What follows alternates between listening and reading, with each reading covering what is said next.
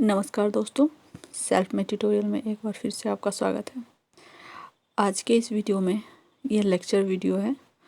आप देखेंगे history of 12th class.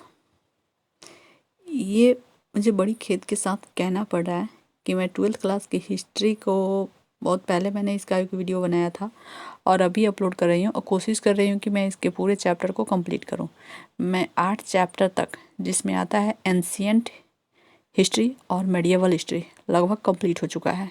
अब मेडिएवल हिस्ट्री से एक टॉपिक जो बचा हुआ है वो है रिलीजियस हिस्ट्री, द भक्ति एंड सूफी ट्रेडिशन, यानी कि धार्मिक इतिहास, भक्ति और सूफी परंपरा के बारे में ही ये जो चैप्टर है वो बाकी है। और एक है जो मध्यकाल में जितने भी विदेशी यात्री भारत आए थे उनके बारे में एक चैप्टर है। अगर 2 चैप्टर मैं ये कंप्लीट कर देती हूँ तो आपका 12th क्लास का मध्यकालीन भारत, मेडिएवल इंडिया जो है वो समाप्त हो जाएगा। तो चलिए, अगर आपने चैनल को सब्सक्राइब नहीं किया तो जल्द से जल्द सब्सक्राइब कर लीजिए, क्योंकि आपके एग्ज़ाम्स भी फरवरी में स्टार्ट होने वाले हैं और हिस्ट्री भी इस चैनल पे 8 चैप्टर तक कंप्लीट हो चुका है और बाकी का चैप्टर है वो मैं बहुत जल्द कंप्लीट करने की कोशिश कर रही हूँ। तो चलिए, आज जो है ये चैप्टर 8 का पार्ट 2 है। पार्ट 1 वीडियो हमने अपलोड कर दिया है। आप सेल्फ में ट्यूटोरियल के प्लेलिस्ट में जाइएगा और प्लेलिस्ट में जाके जब सर्च कीजिएगा तो आपको मिल जाएगा। आप जानते हैं कि 12th बिहार बोर्ड 12th का जो क्वेश्चन पे पैटर्न है वो ऑब्जेक्टिव पूछता है। ऑब्जेक्टिव नहीं, 50-50 ऑब्जेक्टिव, और 50-50 ऑब्जेक्टिव में से भी पिछले बार से 60 चॉइस बेस्ड क्वेश्चन दे रहा है, यानी कि आपको 60 क्वेश्चन होगा जिसमें से आपको 50 का आंसर करना है। ओके, तो चलिए, तो और आसान हो गया है अगर अच्छे से आप पढ़ेंगे। और इस चैनल पर जितने वीडियो बनाए गए हैं पूरे डिटेल्स में बताए गए हैं, तो यदि आप इसे तैयार कर लेंगे तो आप 80 to 90 के बीच आप मार्क्स लेके आएंगे। ओके, चलिए आगे बढ़ते हैं, बातें बहुत हो गई। तो ये है topic explanation with question answer, यानी मैं क्वेश्चन आंसर के पैटर्न पे इसका आंसर मैं बताऊंगी, लेकिन इसको आपके लेक्चर के साथ साथ यदि आप लेक्चर भी सुनते हैं तब भी आपको ये क्वेश्चन आंसर याद हो जाएंगे, क्योंकि मैं लेक्चर के माध्यम से आपको पूरे डिटेल्स में बताऊंगी। तो चैप्टर है 8, 12th क्लास की हिस्ट्री है। चैप्टर 8 पार्ट 2 है। चैप्टर 8 में पढ़ना क्या है? धार्मिक इतिहास, भक्ति सूफी परंपरा। तो रिलीजियस हिस्ट्री, दी भक्ति सूफी ट्रेडिशन, ये शॉर्ट आंसर टाइप क्वेश्चंस हैं। ठीक है, इसके पहले मैं ऑब्जेक्टिव क्वेश्चन अपलोड कर चुकी हूँ। पहला क्वेश्चन है, मीराबाई पर एक संक्षिप्त टिप्पणी लिखे। यानी कि जब हम बात करते हैं, अब थोड़े ध्यान से सुनिएगा, क्लास अब मैं शुरू कर रही हूँ। तो ध्यान से सुनिएगा, ये जैसे टॉपिक है मीराबाई पर एक संक्षिप्त टिप्पणी लिखे। ये मीराबाई कौन थी? मीराबाई भक्ति आंदोलन के समय की एक महिला भक्त थी और ये कहाँ की रहने वाली थी? राजस्थान। और कृष्ण की भक्त थी, कृष्ण की भक्त थी। तो जिस तरह से, तो इसकी भक्ति की कथा जो है इतिहास में काफ़ी प्रचलित है। मैं ऐसे संक्षेप में आपको बता देती हूँ। ये कृष्ण की इतनी दीवानी थी कि इन्होंने कृष्ण को अपने पति के रूप में स्वीकार किया था। इसके लिए उन्होंने अपने परिवार का भी बहिष्कार किया, या ये कहे कि परिवार ने भी लोक लज्जा के वजह से इन्हें घर से भी निकाल दिया, इन्हें जहर देने की भी कोशिश की, लेकिन फिर भी ये अपनी भक्ति में लीन रही। चलिए, ये डिटेल्स मैं यहाँ पे दे चुकी हूँ, मैं आपको बताती हूँ। क्वेश्चन क्या है? मीराबाई पर एक संक्षिप्त टिप्पणी लिखिए। जिस तरह से दक्षिण भारत में अलवार महिला संत अंडाल की तरह, यह अलवार महिला संत अंडाल थी, उसी तरह से मीराबाई भी उत्तर भारत की एक महिला संत थी जो कृष्ण की भक्त थी। तो इस तरह अंडाल की तरह ही उत्तर भारत में मीराबाई भी कृष्ण को अपना पति मानती थी। जैसे अलवार संत जो थी अंडाल, वो भी वैष्णव धर्म के मानने वाले थे और वो भी विष्णु को अपना पति और प्रेयसी मानते थे। ये मीराबाई जो थी वो राजस्थान के मेड़ता के शासक रतन सिंह राठौर की पुत्री थी। यहाँ पे मेहता नहीं होगा, मेड़ता होगा। ओके, मैं आपको बता देती हूँ, मेड़ता, मेड़ता के शासक रतन सिंह राठौर की पुत्री थी। मीराबाई का जन्म 1498 में मेड़ता के एक गांव कुसली में हुआ था। ध्यान रखिएगा, ऑब्जेक्टिव क्वेश्चन आपका आता है तो एक एक क्वेश्चन इससे बनेगा कि मीराबाई किसकी भक्त थी? कृष्ण की। कहाँ की रहने वाली थी? उत्तर भारत। उत्तर भारत में राजस्थान के मेड़ता की रहने वाली थी। उनका जन्म कब हुआ? 1498 ईस्वी में। गांव का नाम क्या था? कुसली।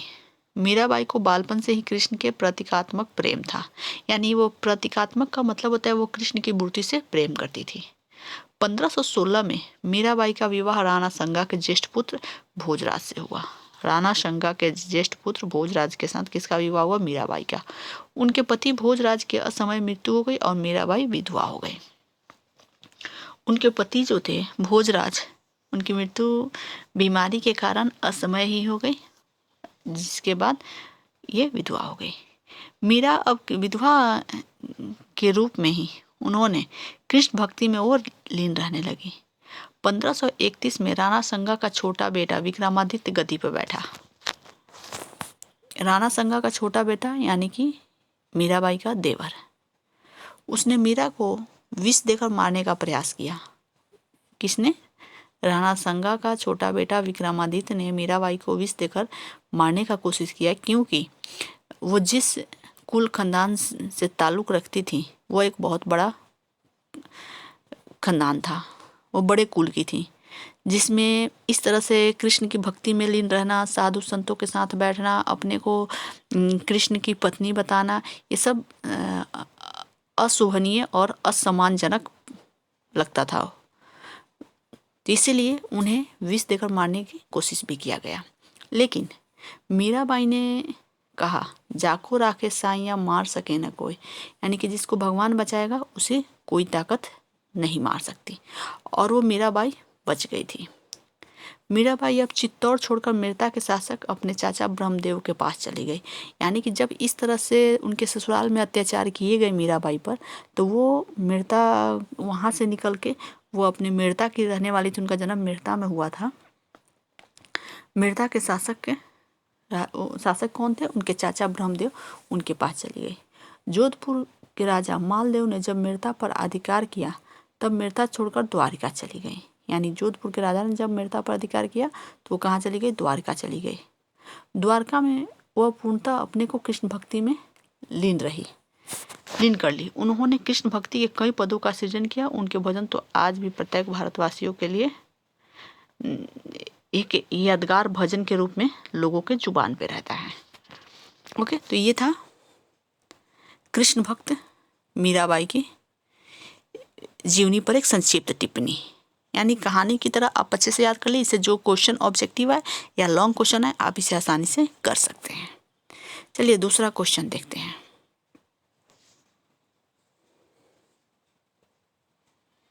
दूसरा क्वेश्चन है, जहां आरा ने किस दरगाह के बारे में क्या विचार प्रकट किए?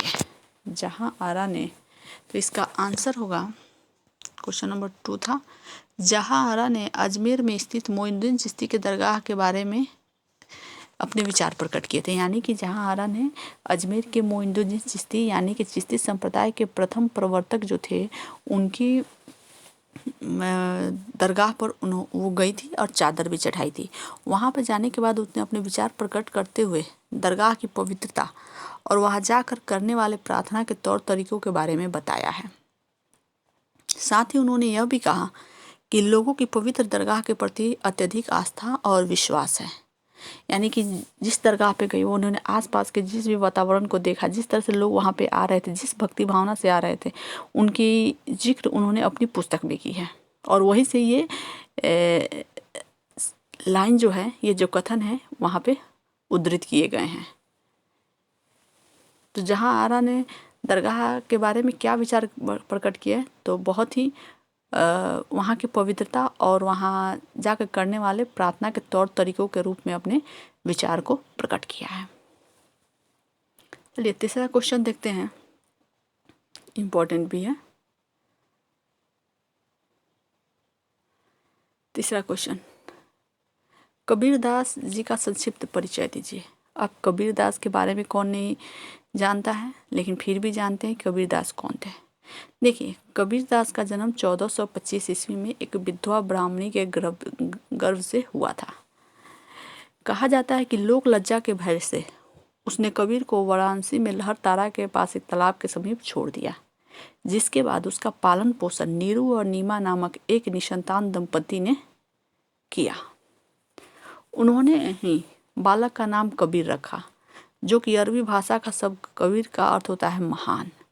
ओके, तो आप समझ गए कि कबीर के जो माता पिता थे उनके अपने माता पिता नहीं थे और उन्होंने इनका कबीर का पालन पोषण किया था, क्योंकि उस समय ये बातें प्रचलित थी कि किसी विधवा ब्राह्मणी के गर्भ से पैदा हुए थे, इसीलिए इन्हें बनारस के लहरतारा नदी में इन्हें बहा दिया गया, जहाँ पे नीरू और नीमा नामक जुल्हा ने इन्हें छानकर इन्हें अपने संतान के रूप में इनका पालन पोषण किया और इनका नाम रखा कबीर, जिसका अर्थ होता है, कबीर का अर्थ होता है महान व्यक्ति।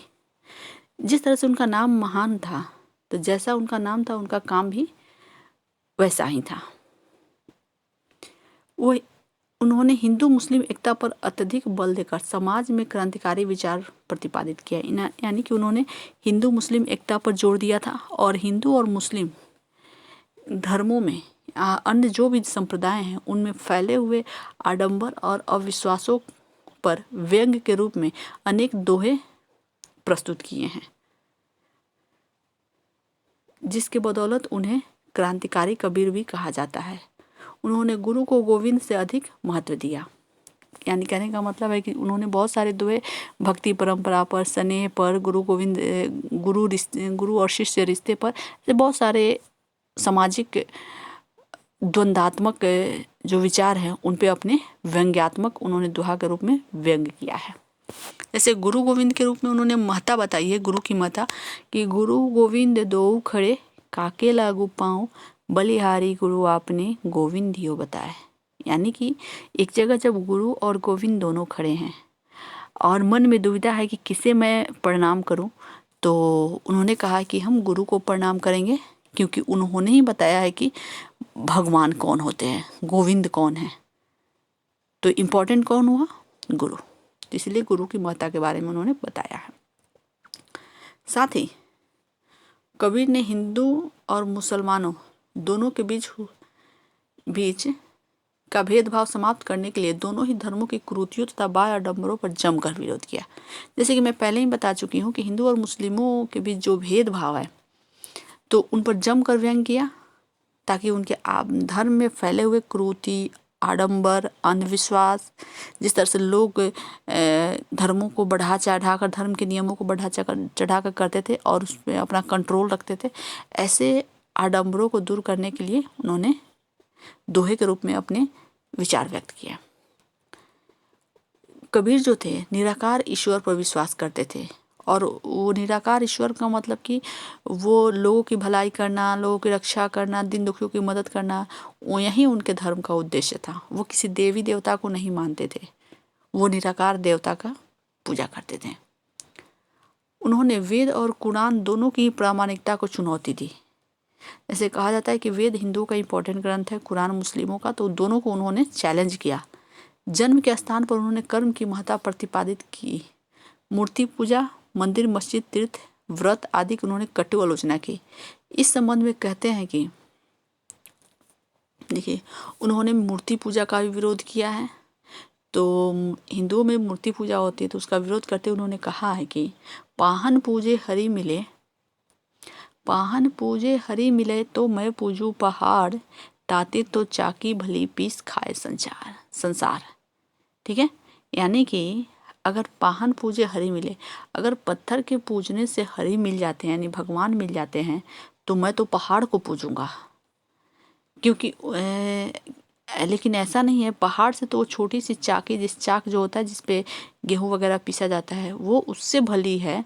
क्योंकि पूजा करना है तो उस चाक की पूजा करो, जिस पे अनाज पीसकर हम खाते हैं और पूरा संसार खाता है और स्वस्थ और खुश रहता है। तो मंदिर मस्जिद में पत्थरों की पूजा ना करके उस चाक की पूजा कीजिए। एक और दोहा के माध्यम से उसने अपने विचार प्रकट किए और इन्होंने मुस्लिम धर्म पर व्यंग किया है। कंकड़ पाथर जोड़ी के मस्जिद लई चिनाए, ता चढ़ी मुल्ला बाग देत, क्या बहरा हुआ खुदा है। यानी मुस्लिमों के जो मस्जिद होते हैं, जो इतने लंबे लंबे बड़े बड़े मस्जिद होते हैं, उसमें माइक लगे होते हैं, तो वही कह रहे हैं कि ये पत्थर जोड़ जोड़ के हर लोग मस्जिद बना लेता है, लेकिन और वहीं पे जब मुल्ला चढ़ के उस पर जब अजान पड़ता है तो उस पर व्यंग करते हुए कहते हैं क्यों मुल्ला चढ़ के उस लाउड स्पीकर में अजान क्यों पड़ता है, क्या उनके खुदा जो हैं बहरे हैं। इस पे व्यंग किया है कबीर ने। इस प्रकार कबीर ने अपने युग में क्रांतिकारी और प्रगतिशील विचारधारा को जन्म दिया और सभी प्रकार की असमानता का विरोध किया। उन्होंने अपने सहज सरल और बोधगम्य भाषा शैली में ऐसे लोगों द्वारा समाज की बुराइयों को उजागर किया जिनका जनमानस पे गहरा प्रभाव था। ओके, तो ये था कबीर की जीवनी एक संक्षिप्त परिचय। अब तो आपने देखा, मीराबाई के बारे में जाना, कबीर के बारे में जाना। अब एक टॉपिक और है, देखते हैं सूफीवाद। प्रश्न आता है कि सूफीवाद से क्या तात्पर्य है, सूफीवाद क्या है। तो पहले एक शब्द मैं आपको बता दूं, सूफी जो होता है अरबी के सूफ शब्द से बना है, जिसका अर्थ होता है ऊन। ईरान के संत ऊनी वस्त्र को जीवन की तथा विलासिता से दूर रहने का प्रतीक मानकर एकांत जीवन पर जोर देते थे। यानी कि सूफी वस्त्र, सूफी मतलब ऊन के वस्त्र पहनते थे, वो ढीले ढाले से वस्त्र पहनते थे और वो नाच गान को तरजीह देते थे और नाच गान संगीत को ही ईश्वर के मनाने का एक तरीका समझते थे। डॉक्टर ताराचंद के अनुसार सूफीवाद प्रगाढ़ भक्ति एक धर्म है, प्रेम उसका भाव है, कविता संगीत तथा नृत्य उनकी आराधना के साधन है तथा परंपराओं में विलीन हो जाना इसका आदर्श है। यानी कि सूफीवाद क्या है, तो इसका एक ये डेफिनेशन यानी परिभाषा है। वास्तव में खिलाफत की बढ़ती हुई विषय शक्ति की प्रतिक्रिया के फलस्वरूप सूफीवाद का विकास हुआ। 10वीं शताब्दी में सूफी मत का प्रादुर्भाव माना जाता है। सूफी रहस्यवादी थे, उनमें अधिकांश ऐसे थे जो महान भक्त थे, राज तथा राजनीति से वे विरक्त रहते थे। ठीक है, तो सूफियों के बारे में एक आगे लेके मैं क्वेश्चन आऊँगी कि प्रमुख सूफी संत कौन कौन थे और वो इतिहास में उनकी काफ़ी महत्वपूर्ण भूमिका रही है, दिल्ली सल्तनत में भी उनकी महत्वपूर्ण भूमिका रही है, तो उसके बारे में भी मैं आगे बताऊँगी। अभी हम देखेंगे एक क्वेश्चन जो है वह है 5वां क्वेश्चन। अभी मैं आपके समझाने के व्यू से, जैसे कि देखिए 20 मिनट का वीडियो होने जा रहा है, तो मैं और क्वेश्चन लेकर आती तो शायद मैं इतने डिटेल्स में नहीं समझा पाती, तो इसलिए मैंने सिर्फ 5 क्वेश्चन नहीं लेकर आया है। तो आप इसे देखें। गुरु नानक की शिक्षाओं का वर्णन कीजिए। क्या वे नया धर्म स्थापित करना चाहते थे। गुरु नानक कौन थे, सिख धर्म के संस्थापक थे। गुरु नानक का जन्म पंजाब के गुजरावाला में 1469 ईस्वी में रावी नदी के तट पर स्थित तलवंडी यानी ननकाना साहिब नामक ग्राम में हुआ था। उनकी प्रमुख शिक्षा थी धार्मिक आडंबरों, कर्मकांडों, अवतारवाद, मूर्ति पूजा, ऊंच नीच का विरोध करना। यानी कि जो जिस तरह से